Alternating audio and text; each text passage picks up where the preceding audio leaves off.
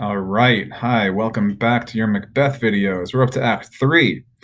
The third act of a Shakespearean tragedy is always really important because that's where we see what kind of turn it's going to take. All right. It's right in the middle of the action, even though that key. So the first couple of acts are setting up the key action, setting up all the conflict that's going to happen, which from the witches, and then Macbeth thinking, should I do it? Should I not? Should I do it? Should I not?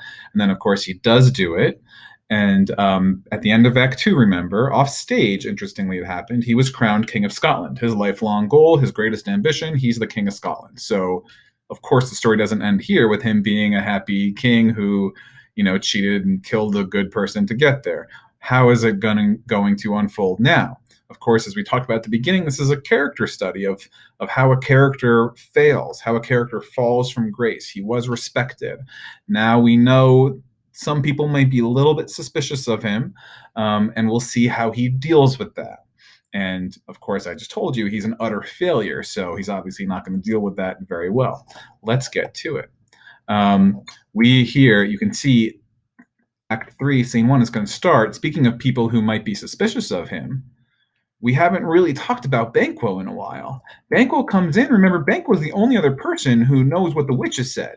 So now that he sees Macbeth become king, he knows that that was prophesied, but he's not sure exactly how it happened. But now, look at what we hear him say.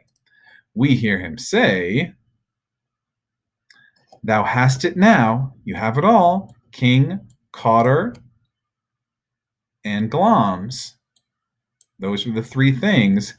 And now here's the key point. All is the weird women, that's the witches, promised, and I fear thou playedst most foully for it. So now, if we were wondering, is Banquo suspicious of Macbeth? Yes. Here, Shakespeare's telling the audience, Banquo is suspicious of him. Sorry. And there's the proof. He fears that you played foully. There's again that word from the very beginning of the play with fair and foul. And he now suspects Macbeth of playing foul. Then, what is he going to do with this fear? Let's think about this. If this were modern politics and there's a guy who's kind of high up, think maybe in like Congress or Senate or something, and he suspects that the king did something really bad, what's he going to do about it? But the next thing he says is, yet it was said it should not stand in thy posterity. Thy means your, posterity means future. But that myself should be the root and father of many kings. So look, he's not just thinking about Macbeth there. Look who else he's thinking about. If there come truth from them, as upon thee, Macbeth, their speeches shine, it came true for you. So if there's true from the rest of it, why, by the verities, the truths on thee made good, may they not be my oracles as well, and set me up in hope?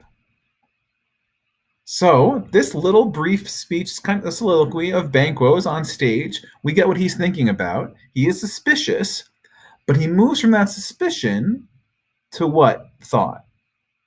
To thinking about himself, to wondering, maybe if I just kind of stay with this, I could become the father of kings, and my son Fleance will become king, and his son will become king, and I'll be the father of a long line of kings, which, in a monarchy is the greatest honor, the greatest sign of kind of success is that you have a lot of kings that have come after you from your family line. So that's what he's thinking about. Really interesting. But then, of course, he says, hush no more. Now, that's important. What does that mean? Does that mean people are coming? Okay, people are coming. Or is he telling himself, shut up, that's not what I should be thinking about? I don't know. So let's move on. We hear kind of horns and stuff, because the king is there. So, or something like that. Macbeth as king, Lady Macbeth, and then these other lords, Lennox, who we've met before, Ross, and other lords in attendance now show up. Okay, now what happened to Macbeth and Banquo's friendship after the witch's prophecy? It's a little tense, Remember that meeting they had at night where he was like, oh, are you thinking about that? No, I don't think about it. Hey, you going to stick with me? Oh, if I don't do anything bad, all right, see you later. So things are a little weird between them, I think. All right. Now Macbeth is king, and he says, here's our chief guest. All right. Lady Macbeth says, if he had been forgotten, it had been a gap in our great feast, and all things unbecoming. So we know that they're going to have a feast tonight, is what Lady Macbeth is talking about. And she's like, "Oh, it would be terrible if we forgot about Banquo. He's a kind of a guest of honor here, all right?" And then Macbeth tells him, "Tonight we hold a solemn supper, sir, and I'll request your presence." All right, so he's inviting him to the banquet. Banquo says, "Let your highness command upon me the which my duties are with the most indissoluble tie forever knit." So, is he showing that he is suspicious of Macbeth here? Not really. He's playing it cool. Yeah, he's just acting normal, being very gracious and deferential to the king. Now, we're not in Macbeth's head yet. We will be later in the scene. We'll get a very important soliloquy. But here we hear him say, "Ride you this afternoon?" Meaning, are you going riding this afternoon? Are you going somewhere? Yes, I, my good lord. Okay, so why is he asking that? We'll see. "We should have else desired your good advice, which still hath been both grave and prosperous in this day's council, but we'll take tomorrow." He's like, "Oh, I needed something for you, but I guess I'll ask you tomorrow." "Is it far you ride?"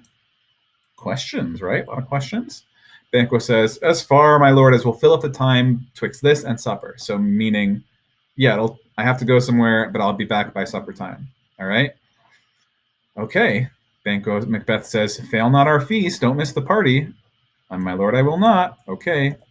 Then they shift the subject, or Macbeth does, to "our bloody cousins are bestowed in England and in Ireland." That's what we hear. Not confessing their cruel parricide, which means killing of a father. So, of course, who are the bloody cousins he's talking about? Yeah, that's Malcolm and Donalbain, and Macbeth is hearing that they ran there and that they haven't confessed. But more of that tomorrow. Instead, they're filling their hearers with strange invention. What do you think that is? What are Malcolm and Donalbain probably telling people?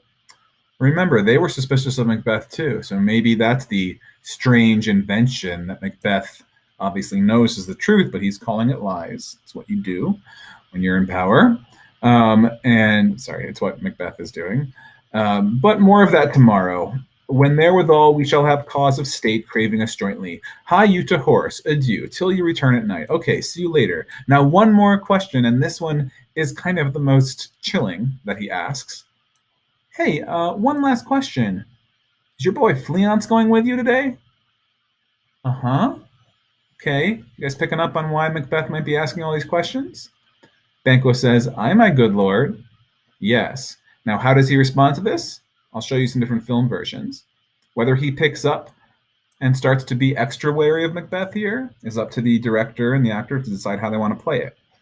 But this does seem a little odd that he asks that right there. Okay, and we already know from the opening lines of this scene that Banquo does suspect that maybe Macbeth is capable of something awful.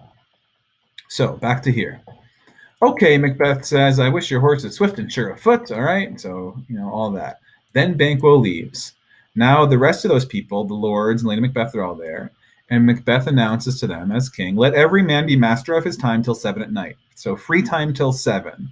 "To make society the sweeter welcome, we will keep ourself this till supper time alone." Remember, this is the royal we. "I will keep myself till supper time alone. While then, God be with you." All right. So everyone exits. Notice, even Lady Macbeth exits. That's interesting. Then Macbeth says to one of his servants, "A word with you. Attend those men our pleasure," meaning, are those men still waiting there? He goes, "Yeah, they're still at the gate." So we don't know who they are yet, but apparently there's some men waiting at the gate. And he says, "Bring them before us," which again means bring them before me. All right. So he sends everyone away, including his wife. Remember, something we need to start marking is a change in Macbeth's character, because he starts respected and obviously conflicted. He doesn't want to kill Duncan. He feels guilty and ashamed about it. All right. And that's what we know about Macbeth's character in the first 2 acts. He is thoughtful. He is obviously morally ambiguous. He seems to know what's right and wrong, and he wants to do right, but he also is just too ambitious. And then Lady Macbeth convinces him, so he does the bad thing. So let's see how he is now. All right. This soliloquy here is probably one that we'll look at more closely than any other in the whole play. So you'll definitely look at it more on your own. I'll walk you through it right now quickly. All right. But it's super, super important. "To be thus is nothing." That's what we'll call this speech. "To be thus is nothing, but to be safely thus." What is he talking about? To be what? To be what is nothing, but to be safely that. What is he now? He is king. So he's saying being king means nothing unless I can be king safely. So now we know what his state of mind is. Is he happy now that he has the crown? Mm-mm. Because he's not safely king. Why? He's going to spell it out for us. Our, which again means my, fears in Banquo stick deep. Okay, so why is he not safely king? Because he could tell. So now we know in that whole exchange, he could maybe tell the way Banquo was looking at him. He knows that Banquo was there when the witches gave him the prophecy, of course, and so he doesn't trust him. Our fears in Banquo stick deep, and in his royalty of nature reigns that which would be feared. That's about Banquo. So this speech not only tells us a lot about Macbeth, it tells us a ton about Banquo. "'Tis much he dares, and to that dauntless," meaning he's not afraid of anything, "that dauntless temper of his mind, he also hath a wisdom that doth guide his valor to act in safety." This is all why Banquo is so dangerous. Why? He has a royalty of nature. He seems kind of like a natural leader and king. Okay, he's not afraid of anything, but he's also so wise that he doesn't risk his life in his bravery. So he has all these great qualities. "There is none but he whose being I do fear." It's clear enough. "And under him my genius is rebuked." So he thinks that his since Banquo is under him, it makes Macbeth's greatness less so. Because everyone knows, or Macbeth knows, maybe it's all in his head, that Banquo is a better guy. As it said, Mark Antony's greatness was rebuked by Caesar. He chid the sisters. Now he's remembering. This is a flashback. He's like, wait a second. He chid, meaning he chided them, meaning he scolded them. He yelled at them. Remember, Macbeth couldn't get a word out. Banquo was like, hey, don't do that. Talk to me now. He chid the sisters when first they put the name of king upon me and bade them speak to him. That's how brave he was. Then, prophet-like, they hailed him father to a line of kings. Macbeth remembers that. Upon my head, they placed a fruitless crown. What do you think that means? And add this one too. And put a barren scepter in my grip. Okay, scepter, the rod that a king holds. But he's talking about a fruitless crown now and a barren scepter. They're great images that have metaphorical meaning for why Macbeth is so upset right now. See if you can figure it out. They put a barren scepter in my grip, thence to be wrenched from my grip with an unlineal hand, not from my line of family, my line of sons. No son of mine succeeding. This is what Macbeth is upset about. If it be so, that's the truth. If what they saw and gave prophecy to is true, that means that for Banquo's issue, for Banquo's line, for Banquo's descendants, have I filed my mind. Does that mean that he's filed his mind? Like with a file. So Macbeth knows that he did some damage to his conscience and to his mind, his sanity even, by killing Duncan. Now he would say it's worth it to be king, but now he's realizing if I just did that so that I could pass the crown along to Banquo's kids, is that why I sacrificed my mind and went crazy? For them, the gracious Duncan have I murdered. That's awful. Put rancors in the vessel of my peace. Disturbed his own peace. He doesn't have peace in his heart anymore. Only for them. Again, who's them? Banquo's kites, Banquo's sons. And mine eternal jewel given to the common enemy of man to make them kings. And he repeats it here. The seeds of Banquo, kings. And the great Macbeth actors, when they say that line, they spit that line because they're so disgusted by that potential reality. Rather than so he's saying, instead of this, come fate into the list and champion me to the utterance. This part's confusing. We'll look at that more. I'm going to look a little more quickly here. But basically, Macbeth is kind of challenging fate here because he does not want that to happen, of course. Okay? So, that's the end of that incredibly important speech, which we'll work more on later, but hopefully that helps. Now comes the servant with the two people by the gate who here in the text are described as two murderers. It's interesting. What's Macbeth planning? Has anybody guessed it yet? It's really bad. It's really bad. Okay. So he says to the servant, go to the door, stay there till we call. The servant leaves.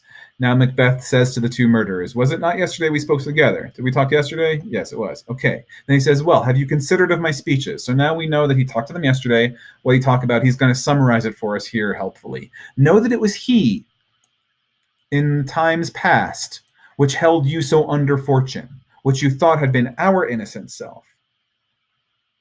So these are guys who thought Macbeth was to blame for something bad that happened to them. I think it's like they were soldiers, and maybe this is what most scholars guess, is that they were in the army maybe and were in line for promotion, didn't get it. They blamed Macbeth for it.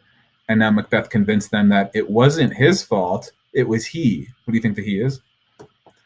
This I made good to you in our last conference, passed in probation with you, how you were born in hand, how crossed the instruments, who wrought with them, and all things else might to half a soul and to an ocean craze say, thus did Banquo. Of course, that's the he. So he's saying, now did I convince you properly that it was Banquo that is the person you should hate, not me?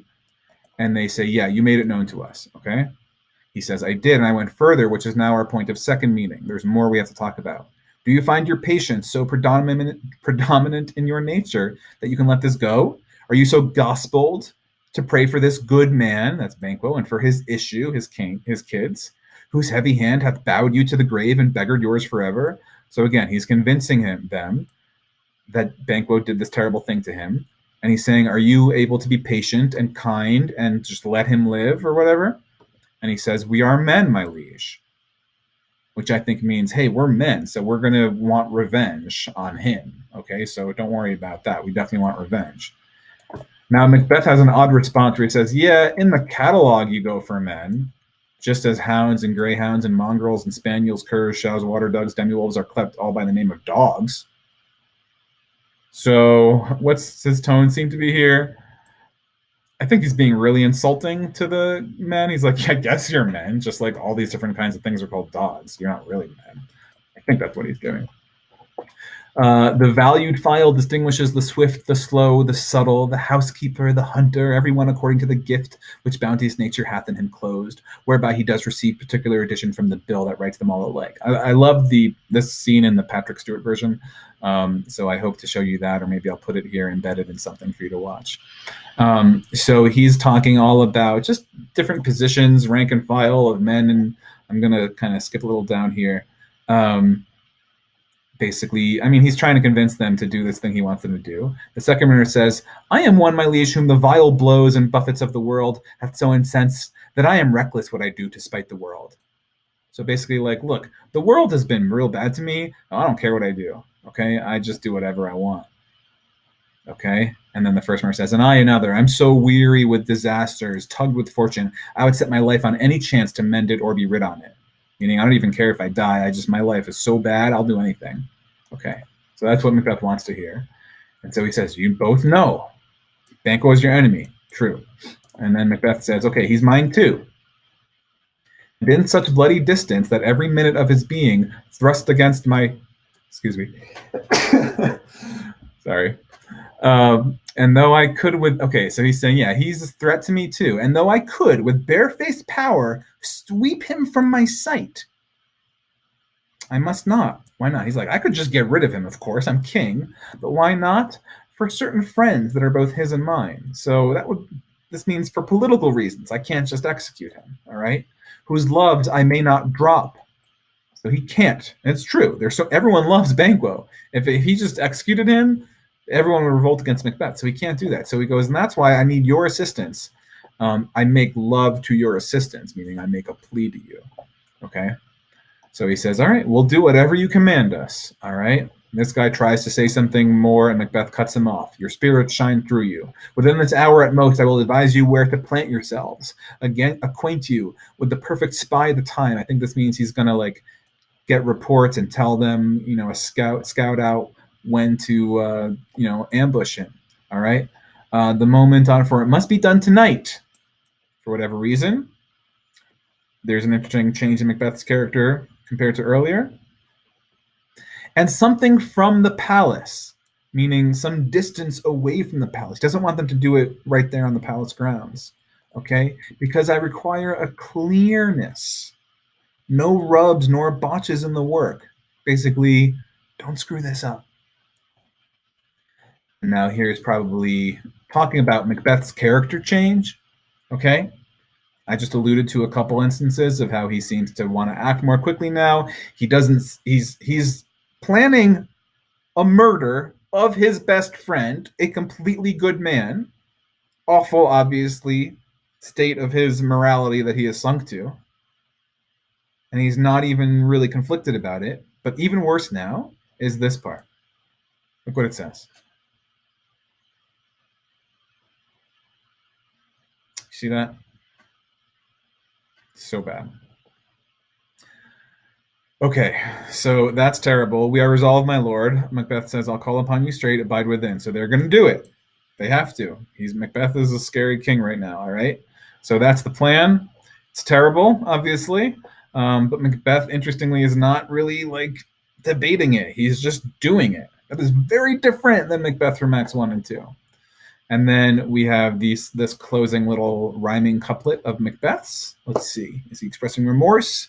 Is he, let's see, he says, it is concluded. Banquo, thy soul's flight, if it find heaven, must find it out tonight. Oh, chilling. Okay. There we go. We'll end this one there. And see you guys later. Bye.